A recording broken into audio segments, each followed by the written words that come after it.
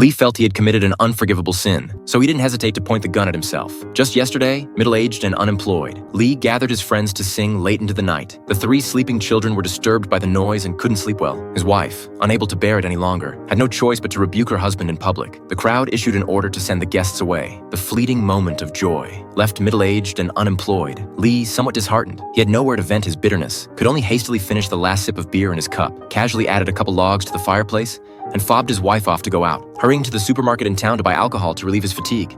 On the way, Lee recalled he seemed to have forgotten to close the fire guard, but he optimistically thought, as long as he quickened his pace, there wouldn't be any problems because tomorrow's alcohol and the diapers he had to buy to change for his youngest son held an equally important position in Lee's heart. The round trip from home to town took 20 minutes, but when Lee returned, the scene before his eyes made him instantly collapse because the fire guard he forgot to put back. A raging fire had already engulfed his home. His wife, who was devastated, was rescued by firefighters, but the 3 children and he who stood here were trapped in the towering flames at this moment, turned into flying ashes, shattered into irreparable fragments. Until daytime, this blaze that devoured everything was finally quelled. His wife, overwhelmed by grief, was rushed into an ambulance before leaving. She mustered the last of her strength to tell Lee she didn't want to see him ever again. Lee didn't know how to respond. In his view, he was indeed the original sin of this disaster. If he hadn't wanted to drink more, if he hadn't been overly optimistic, perhaps none of this would have happened. But before he could emerge from the grief of losing his loved ones, the firefighters brought grave news from the ruins. 2 black fire-resistant bags contained his deeply loved 2 daughters, and his youngest son, Xiaobao, had been devoured by the flames, not even leaving a piece of remains. Due to copyright issues, I can only show you up to here, but if you're interested,